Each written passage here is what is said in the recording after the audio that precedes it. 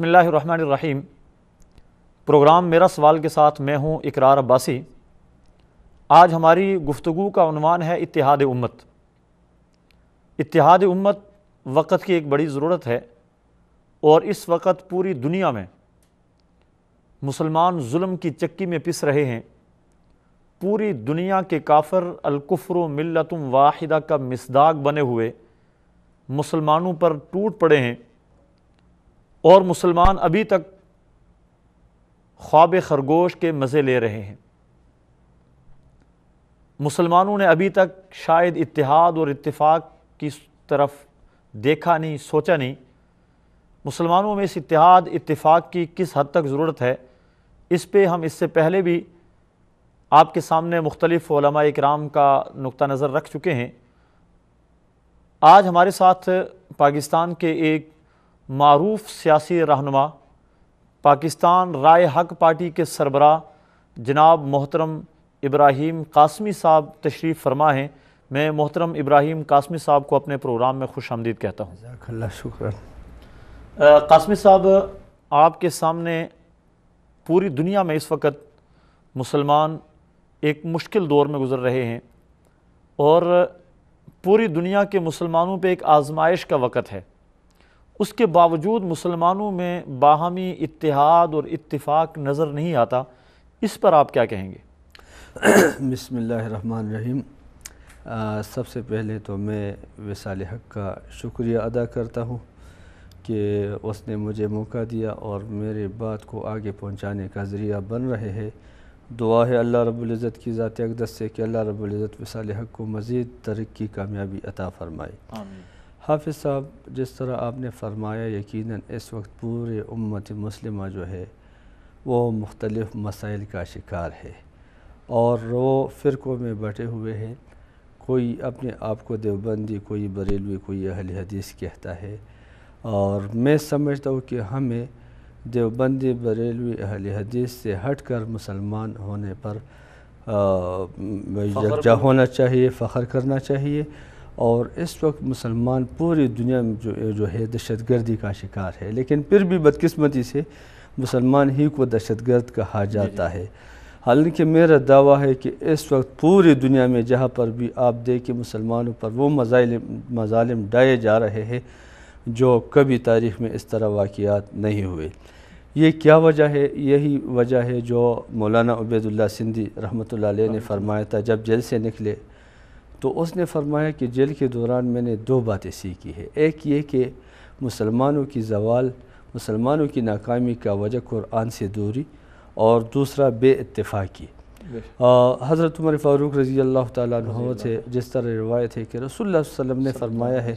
کہ جب تک امت مسلمہ قرآن عظیم الشان پر عمل کرے گا مسلمان کامیاب رہے گا، جب قرآن پر عمل چھوڑ دے گا وہ ذلیل ہوگا۔ ایک دوسری یہ کہ آج ہم فرقوں میں بٹے ہوئے ہیں، اور ہم متحد ہونے کا نام نہیں لیتے، اور اغیار جو ہے وہ اپنا کام میں لگے ہوئے ہیں، وہ مسلمانوں کے خلاف پروپیگنڈا کر رہے ہیں۔ میڈیا کے ذریعے بھی مسلمانوں کو دہشت گرد کہا جا رہا ہے، عام طور پر بھی نجی محفلوں میں بھی ہر جگہ پر مسلمانوں سے نفرت کا اظہار کیا جا رہا ہے۔ ہم دنیا کے کسی بھی حصہ میں دیکھیں وہاں مسلمان مظلوم ہے، اور مسلمانوں کی آواز سننے کے لیے کوئی تیار نہیں ہے کہ اس کی آواز آگے پہنچائے۔ یہی وجہ ہے کہ محترم، میں ابراہیم قاسمی صاحب میں آپ سے پوچھوں گا کہ میرے پاس یہاں پر کچھ علماء کرام بھی آئے ہمارے اسٹوڈیو میں، کچھ اور مختلف مذہبی اسکالرز بھی آئے۔ ہر ایک یہی رونا روتا ہے کہ امت فرقوں میں بٹی ہوئی ہے، امت کا اتحاد پارا پارا ہو چکا ہے۔ اس فرقوں میں بٹی ہوئی امت کو جمع کرنا کس کی ذمہ داری ہے؟ کون جمع کرے گا اسے؟ یہی ذمہ داری علماء کرام کی ہے، اور جمع ہونا صرف قرآن عظیم الشان پر ہو سکتا ہے۔ قرآن نے جو اصول دیا ہے رحماء بینہم، کہ صحابہ کرام رضوان اللہ علیہم اجمعین کا جو مدح اللہ رب العالمین نے قرآن میں فرمایا کہ اشداء علی الکفار اور رحماء بینہم، یعنی آپس میں محبت کرنے والے، اور سخت جو ہے وہ کفار کے ساتھ سخت ہے۔ آج ہم جو ہے مسلمان جو ہے وہ کفار سے محبت کر رہے ہیں، اور وہ آپس میں اختلافات کا شکار ہے، آپس میں تقسیم ہو رہے ہیں۔ ہماری کامیابی کا دار و مدار ہمارے اتفاق اتحاد صرف رحماء بینہم پر ہو سکتا ہے۔ لیکن جس طرح آپ نے کہا، میں تھوڑا سا اختلاف کروں گا کہ یہ علماء کی ذمہ داری ہے۔ پہلی بات تو یہ ہے کہ آج کل کا معاشرہ علماء سے بالکل کٹا ہوا ہے، جی جی، اور علماء کی ان تک رسائی بھی محدود کر دی گئی ہے۔ پہلے علماء کرام چلو جمعے کے خطبے کے ذریعے ایک اپنی آواز جو نہیں آتے تھے ان تک بھی پہنچا دیتے تھے، اب سپیکر پر پابندی لگا دی گئی، علماء کرام کے جلسوں جلوسوں پر پابندیاں لگا دی گئی، اور دوسری بات یہ ہے کہ نوجوان طبقے کو اتنا مصروف کر دیا گیا کہ اس کے پاس اتنا وقت نہیں ہے کہ وہ علماء سے رجوع کر سکے۔ علماء اگر چاہیں تو اگرچہ یہ مسئلہ حل ہو سکتا ہے، لیکن صرف علماء کے چاہنے سے یہ مسئلہ حل نہیں ہوگا۔ کہیں آپ چونکہ سیاسی لیڈر ہیں تو اپنے سیاسی لیڈروں کے سر سے یہ چیز بھی اتار کے علماء پر تو نہیں پھینک رہے؟ حافظ صاحب، وہ میں نے عرض کیا کہ بنیادی ذمہ داری علماء کی، لیکن یہ جو آپ فرما رہے ہیں کہ ہم علماء کے قریب نہیں آ رہے ہیں، تو یہ بھی اگر آپ دیکھیں یہ بھی ایک حقیقت ہے کہ یہ میڈیا نے یہ حالات پیدا کیے ہیں کہ علماء سے، مذہبی لوگوں سے، مذہبی سکالروں سے ایک نفرت کی فضا اس نے پیدا کیا ہوا ہے، اور میڈیا میں نوجوانوں کو اتنا مصروف کیا ہے کہ ہر ایک کے ساتھ موبائل، ہر ایک کے گھر میں کمپیوٹر، اور وہاں پر اتنے مصروف ہوئے ہیں کہ وہ جو فرائض ادا کرنے میں بھی وہ راہ راست پر نہیں آتے۔ محترم، میں معذرت کے ساتھ آپ کی بات کٹ رہی ہے، میڈیا کی بات آپ نے کی کہ نوجوان میڈیا پر مصروف ہو گیا۔ میڈیا کا صحیح استعمال بھی ہے اور غلط استعمال بھی ہے، بالکل دونوں، اور اس میں بھی میرے خیال میں دو رائے نہیں ہوں گی کہ میڈیا کا 90% سے زائد استعمال منفی ہو رہا ہے، اور 10% سے کم، شاید 10% میں بہت وسعت قلبی کے ساتھ کہہ رہا ہوں کہ 10% سے بھی کم میڈیا کا استعمال جو ہے وہ مثبت ہو رہا ہے۔ کیا علماء کرام، مذہبی طبقہ اور وہ لوگ جن کو مذہب کا ذمہ دار سمجھا جاتا ہے، ان کی توجہ آپ کیا سمجھتے ہیں اس چیز کی طرف ہے کہ میڈیا پہ بھی کام کرنا چاہیے؟ اور میڈیا ایک طرف اگر پوری دنیا کو گمراہی کی طرف لے کر جا رہا ہے تو میڈیا ہی کے ذریعے اسی کو بطور ہتھیار استعمال کر کے نوجوان طبقے کو یا جن لوگوں کی میڈیا تک رسائی ہے ان کو سیدھے راستے پر لگایا جائے؟ بدقسمتی سے یہی بات ہو رہی ہے کہ میڈیا والے جو ہے سارے گن پھیلا رہے ہیں، یہی بات عام طور پر ہو رہی ہے، لیکن یہ جو آپ نے فرمایا نا کہ ہر چیز کی غلط اور صحیح استعمال ہوتی ہے، تو میرے خیال میں علماء کرام کو بھی اس طرف توجہ دینا چاہیے کہ اس طرف اگر مسلمانوں کے خلاف پروپیگنڈا کیا جا رہا ہے، مسلمان کو دہشت گرد ثابت کر رہا ہے اور مسلمانوں کے خلاف سازشیں ہو رہی ہے، تو ہم کو میڈیا کے ذریعے ہی اس کا جواب دینا چاہیے، اور ہم کو اسلام کا جو اصل روح ہے اس کو عوام کے سامنے لانا چاہیے، اور یہی ثابت کرنا چاہیے کہ اسلام سلامتی سے نکلا ہے، اور اسلام پوری دنیا میں واحد مذہب ہے جو سب سے زیادہ امن پسند ہے۔ جی بہت اچھے۔ اس وقت اس چیز کو آپ کس نظر سے دیکھتے ہیں کہ پاکستان، مثال کے طور پہ آپ کا تعلق پاکستان کے ساتھ ہے، ہمارا تعلق پاکستان کے ساتھ ہے، پاکستان میں کچھ لوگ ایسے ہیں جو فرقہ واریت کو ہوا دینا شاید اپنا مذہبی فریضہ سمجھتے ہیں،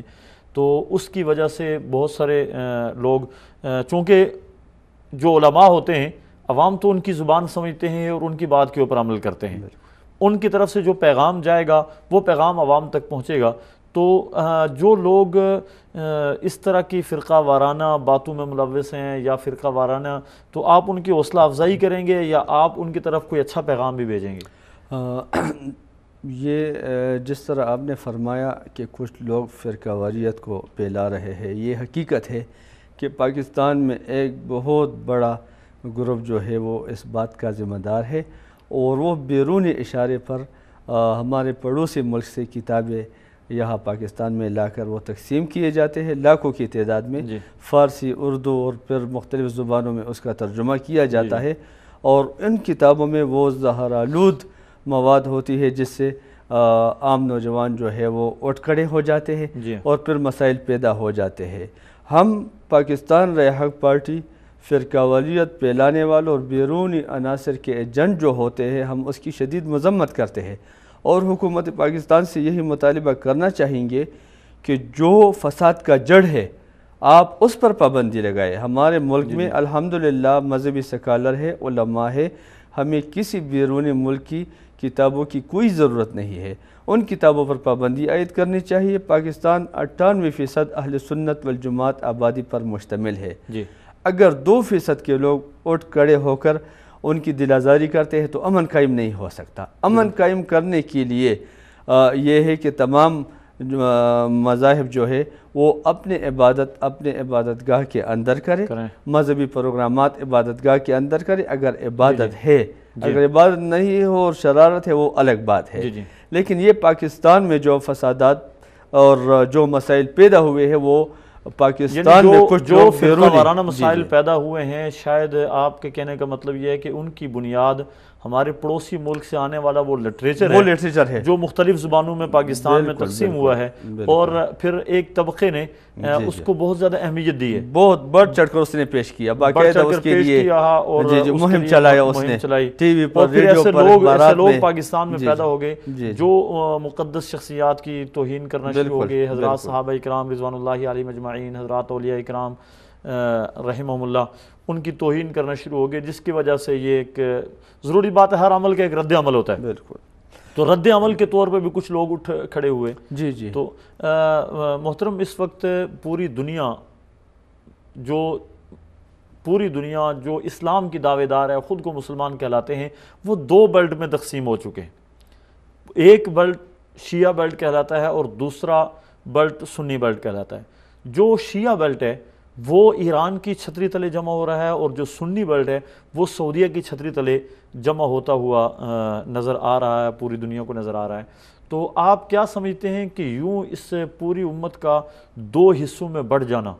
اور 2 حصوں میں بٹنے کے بعد جو حالات بن رہے ہیں، جو مسائل بن رہے ہیں، آپ کیا سمجھتے ہیں یہ بہتر ہے؟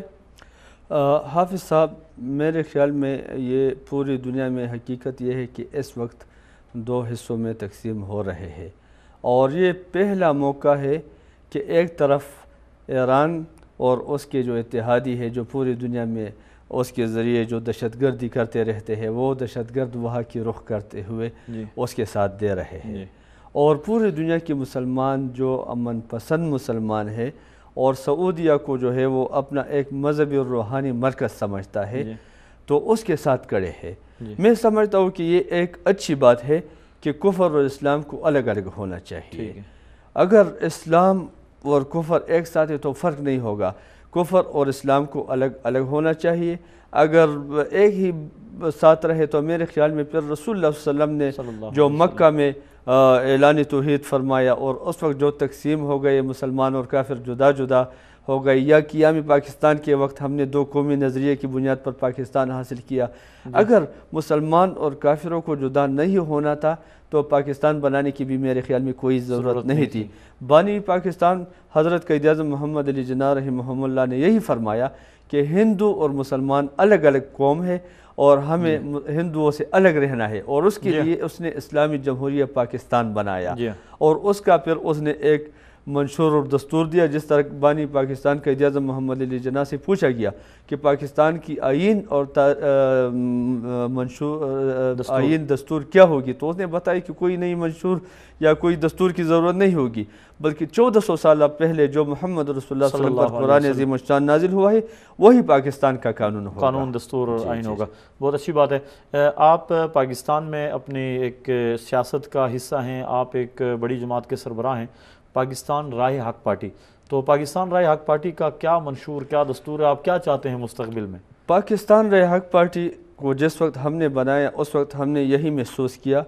پاکستان کی تمام سیاسی جماعتیں جو ہے وہ اپنے مشن پروگرام کاز میں ناکام ہو چکے ہیں، اور اس وقت ایک سیکولر پاکستان کی باتیں ہو رہی تھی، تو ہم نے سوچا کہ پاکستان جو ہے وہ بڑی قربانیوں کے بعد حاصل کیا گیا ہے، اور بانی پاکستان نے جو تحریک کا آغاز کیا تھا اس کا نعرہ یہی تھا کہ پاکستان کا مطلب کیا، لا الہ الا اللہ۔ پاکستان رائے حق پارٹی سمجھتی ہے کہ پاکستان جو ہے وہ ایک اسلامی نظریاتی ملک ہے اور اسلام کے نام پر حاصل کیا گیا ہے۔ پاکستان رائے حق پارٹی نے یہ سوچا کہ ہم نوجوانوں کو ایک پیغام دیں کہ پاکستان سیکولرزم کی بنیاد پر نہیں بلکہ یہ ایک اسلام کے نام پر حاصل کیا گیا ہے، اور ہمارے اکابرین نے جو پاکستان بنایا اور پاکستان بنانے میں قائد اعظم محمد علی جناح کا ساتھ دیا، اور پھر مشرقی پاکستان اور مغربی پاکستان پر مولانا شبیر احمد عثمانی رحمۃ اللہ علیہ اور مولانا مظفر احمد عثمانی رحمۃ اللہ علیہ نے جو پاکستان کا پرچم لہرایا، تو اس کا مقصد یہ تھا کہ پاکستان ایک اسلامی نظریاتی فلاحی مملکت ہے۔ آپ کی جماعت کیا کسی خاص مسلک، کسی خاص فرقے یا کسی خاص جماعت کی کوئی نمائندہ تنظیم ہے یا سب مسلمانوں کی؟ نہیں، پاکستان رائے حق پارٹی ایک آزاد خود مختار سیاسی دینی سیاسی جماعت ہے، اور ان کا مقصد منشور جو ہے وہ نظریہ پاکستان کے لیے جد و جہد کرنا ہے، اور وطن عزیز میں اسلامی نظام کا نفاذ جو بانی پاکستان قائد اعظم محمد علی جناح کا خواب تھا، بانی پاکستان کی خواب کی تعبیر کے لیے پاکستان رائے حق پارٹی وطن عزیز میں اسلامی نظام کے نفاذ کے لیے کوششیں کر رہے ہیں۔ آپ کی جماعت پاکستان میں اسے نومولود جماعت کہہ سکتے ہیں،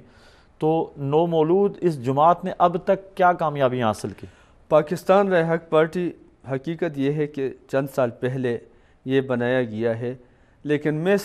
سمجھتا ہوں کہ مختصر عرصے میں عام انتخابات میں 2013 کے عام انتخابات میں ہمارے امیدواروں نے جو بہت بڑی تعداد میں ووٹ حاصل کر لیا، کامیاب تو نہ ہو سکے لیکن بہت بڑی ووٹ جو اس نے حاصل کیا ہے، مثال کے طور پر آپ صرف پنجاب کی سطح پر دیکھیں 5,85,000 ووٹ پاکستان رائے حق پارٹی نے لیا تھا۔ اسی طرح خیبر پختونخوا، بلوچستان اور سندھ میں، تو میرے خیال میں یہ ہمارے لیے بڑی حوصلہ افزا بات ہے۔ ابھی 4-5 مہینے پہلے کی جو بلدیاتی انتخابات خیبر پختونخوا اور پھر پنجاب اور سندھ میں، اس میں ہمیں کافی ووٹ ملا ہے، ہمارے کافی کچھ نمائندے بھی جی الحمدللہ خیبر پختونخوا میں ہمارے جنرل کونسلر 178 صوبہ خیبر پختونخوا میں کامیاب ہوئے ہیں۔ اسی طرح ڈسٹرکٹ ممبر، تحصیل ممبر اور تحصیل نائب ناظم وہ بھی الحمدللہ ہمارے کامیاب ہوئے ہیں۔ اسی طرح پاکستان میں ضلع جنگ میں پاکستان رائے حق پارٹی نے 23 نشستیں حاصل کی، 8 نشستیں اتحادیوں نے حاصل کی، وہاں انشاءاللہ ضلعی ناظم ہمارا آئے گا۔ اسی طرح پنجاب کے مختلف اضلاع میں ہم نے کئی نشستیں حاصل کی۔ ابھی آپ دیکھ رہے ہیں کہ کراچی کے بلدیاتی انتخابات میں پاکستان پیپلز پارٹی، جمعیت علماء اسلام، عوامی نیشنل پارٹی نے ایک نشست حاصل کی، اور MQM والی کامیاب ہو گئے، لیکن اس میں پاکستان رائے حق پارٹی کو یہ اعزاز حاصل ہے کہ اس نے 11 نشستیں حاصل کی، تو یہ ہمارے لیے حوصلہ افزا بات ہے، اور ہم انشاءاللہ اپنے مستقبل سے پر امید ہے۔ ایک ہے آپ کا اپنا مستقبل اور ایک ہے پاکستان کا مستقبل۔ پاکستانی سیاست، اس میں سیاست کے اندر بہت بڑی کرپشن ہے، دھاندلیاں ہوتی ہیں، اور کیا آپ پاکستان کی سیاست سے مطمئن ہیں؟ اس وقت جو صورتحال ہے اس سے میرے خیال میں کوئی محب وطن پاکستانی مطمئن نہیں ہو سکتا، کیونکہ یہ جو اسمبلیہ ہے وہ آپ سب کو پتہ ہے کہ دھاندلی کی پیداوار ہے، اس کے خلاف تحریکیں چلائی گئی، لیکن ہم جو پر امید ہے وہ اس وجہ سے پر امید ہے کہ ابھی انشاءاللہ آئندہ انتخابات میں دھاندلی جو ہے وہ نہیں ہوگا، اور ہم انشاءاللہ کامیابی حاصل کریں گے، اور وہ ہم مطالبہ یہ بھی کریں گے کہ عام انتخابات جو ہے وہ پاک فوج کی نگرانی میں کرائے جائے۔ اگر پاک فوج کی نگرانی میں انتخابات کرائے جائے تو مجھے امید ہے کہ انشاءاللہ کوئی دھاندلی نہیں ہوگی، کیونکہ ہمیں اپنے فوج پر اعتماد ہے کہ اس کی مہارت پر، اس کے کردار پر ہمیں اعتماد ہے، اور جب بھی اس کی نگرانی میں انتخابات ہوئے ہیں وہ صاف شفاف۔ بہت اچھے، آپ نے پاک فوج کی بات کی، پوری دنیا میں پاکستانی فوج کو عزت کی نگاہ سے دیکھا جاتا ہے، اور اس کی وجہ سے ہمارے ملک کا مورال بلند ہوتا ہے، تو پاک فوج کے بارے میں آپ کیا کہیں گے؟ جو پاک فوج اس ٹائم پاکستان میں جو کردار ادا کر رہی ہے، بلکہ پوری دنیا میں ایک کردار ادا کر رہی ہے، اس کردار کے حوالے سے آپ کیا کہیں گے؟ حافظ صاحب، پاکستانی فوج الحمدللہ پوری دنیا میں امن کے لیے انتہائی اہم کردار ادا کر رہا ہے۔ جہاں تک پاکستان کی بات تھی تو پاکستان میں دہشت گردی آپ کو پتہ ہے عروج پر تھی، روزانہ بم دھماکے، اغوا برائے تاوان، ڈاکے سب کچھ ہوتے تھے۔ اب الحمدللہ کافی حد تک 95% الحمدللہ امن قائم ہوا ہے، اور یہ میں سمجھتا ہوں کہ یہ پاک فوج کی بہترین کارکردگی کا ثبوت ہے کہ اس نے اپنے جانوں کے نذرانے تو پیش کر دیے لیکن قوم کو تحفظ دیا۔ اور جہاں تک ہمارے chief of the army staff جناب جنرل راحیل شریف صاحب کی قیادت کا ہے، تو اس نے قوم میں جو مورال تھا اور وہ کچھ نقصان ہوا تھا سابقہ جنرل صاحب کی کردار کی وجہ سے، مشرف صاحب کی کردار کی وجہ سے، وہ جنرل راحیل شریف صاحب نے دوبارہ بلند کر دیا، اور عام عوام میں ہم تو عوام میں سے ہیں نا، عام عوام وہ جو مزدور ہے رکشے والا تانگے والا وہ بھی جنرل راحیل شریف اور پاک فوج کو سلام کرتا ہے. اس پر ہمیں خوشی ہوتی ہے. ایک درمیان ایک وقت تھا جب ہر گاڑی کے پیچھے لکھا لوگ فخر سے لکھواتے تھے پاک فوج کو سلام, اور ایک وقت آیا کہ یہ چیز وہ ایک شخص کی وجہ سے نفرت شخص کی وجہ سے, ایک شخص کی وجہ سے نفرت لوگوں کے دلوں میں. لیکن اب الحمدللہ وہی مورال وہ الحمدللہ ہم جنرل صاحب کو خراج تحسین پیش کرتے ہیں کہ پہلے سے بھی بہتر. ہم دیکھتے ہیں نا عام روڈوں پر جنرل صاحب کی تصاویر لگی ہوئی ہے, اور میں کراچی میں گیا تھا, وہاں پر بڑے بڑے فلیکس لگے ہوئے تھے, عام لوگوں نے لگائے تھے کہ جنرل صاحب خدا کے لیے جانے کی باتیں جانے دو. تو ہمیں بھی انشاءاللہ اس پر اعتماد ہے اور امید ہے کہ انشاءاللہ کہ جنرل صاحب کی مدت ملازمت جی ہم بھی یہی چاہتے ہیں کہ توسیع ہونی چاہیے, کیونکہ جنرل صاحب نے بہت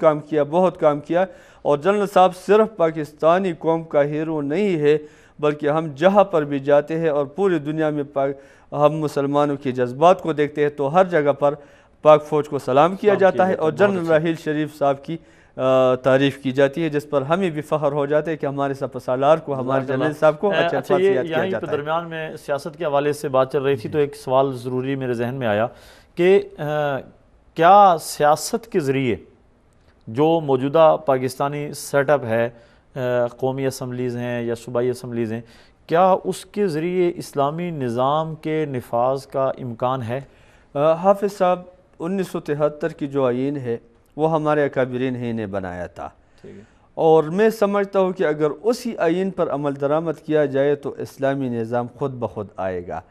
وہ آئین جو ہے وہ 100% اسلامی آئین ہے, لیکن بدقسمتی سے اس پر عمل درآمد نہیں کیا جاتا, اور کچھ اگر مسائل ہے تو پاکستان رائے حق پارٹی یہی سمجھتی ہے کہ ہم انشاءاللہ اقتدار میں آ کر اس میں ترامیم کر لیں گے, اور بانی پاکستان کے اعظم محمد علی جناح کی خوابوں کی تعبیر کے مطابق انشاءاللہ اسلامی نظام نافذ کریں گے. آپ کے کہنے کا مطلب یہ ہے کہ اگر آپ اسلامی نظام نافذ نہ بھی کر سکے تو اس کے لیے جدوجہد انسان اسی کا مکلف. آئین انشاءاللہ اسلامی آئین کے ذریعے ہم انشاءاللہ قومی اسمبلی کے ذریعے انشاءاللہ اس میں ترامیم کریں گے, اور پاکستان کو جو متفق کا آئین دیا گیا تو وہ انشاءاللہ اس میں اسلامی نظام نافذ کریں گے انشاءاللہ. میڈیا کے اس دور میں آپ نوجوان طبقے کو کیا پیغام دینا چاہیں گے؟ اس وقت جی میڈیا کی جس طرح میں نے کہا کہ پوری دنیا میں مسلمانوں کو ذبح کیا جا رہا ہے تو اور ذلیل کیا جا رہا ہے, دہشت گرد ثابت کر رہا ہے, تو میڈیا کی بہت بڑی اہمیت ہے. میں نوجوانوں سے اتنا عرض کرنا چاہوں گا کہ آپ میڈیا میں اپنا صحیح کردار ادا کرنے کے لیے آپ جو وصال حق جو پوری دنیا میں مسلمانوں کی نمائندگی کر رہا ہے اور پوری دنیا میں امن کے لیے کام کر رہا ہے اور اتحاد بین المسلمین کے لیے کام کر رہا ہے, میرے خیال میں نوجوانوں کو اس طرف آنا چاہیے, وصال حق کا تعاون کرنا چاہیے. انشاءاللہ العزیز یہی پاکستان کی بھی خدمت ہوگی اور یہی اسلام کی بھی خدمت ہوگی. جزاکم اللہ تعالی.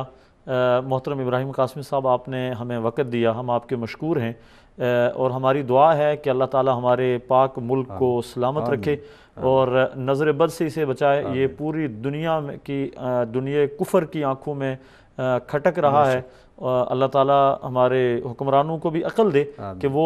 کم از کم اس ملک میں کرپشن کا خاتمہ کریں, اور ملک کی وہ سیاست جس نے اس ملک کو تباہ و برباد کر دیا, اس سیاست سے ہٹ کے ملک کی خدمت کا جذبہ اللہ تعالیٰ ان کے دل میں پیدا کریں. ناظرین محترم, آج ہمارے مہمان محترم ابراہیم قاسمی صاحب تھے, پاکستان راہ حق پارٹی کے سربراہ ہیں. ان کے ساتھ ہم نے اتحاد امت کے عنوان پہ اور ملک کے مختلف موضوعات پہ گفتگو کی ہے. اتحاد امت وقت کی ایک ضرورت ہے, اسی عنوان پہ انشاءاللہ العزیز مزید پروگرام بھی ہم آپ کے ساتھ شیئر کرتے رہیں گے, پیش کرتے رہیں گے اپنے چینل پہ. آپ دیکھتے رہیے وصال اردو, اور ہمارے اس پیغام کو جہاں تک پہنچا سکتے ہیں آپ پہنچائیے. اللہ تبارک و تعالی ہمارا اور آپ کا حامی و ناصر ہو. والسلام علیکم ورحمۃ اللہ وبرکاتہ.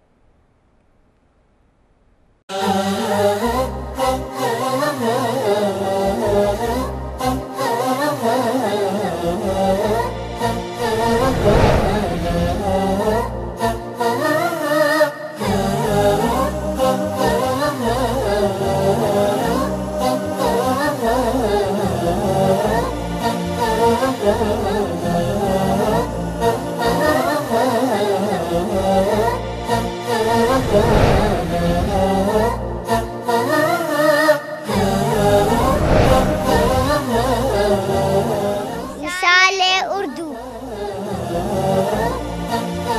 يا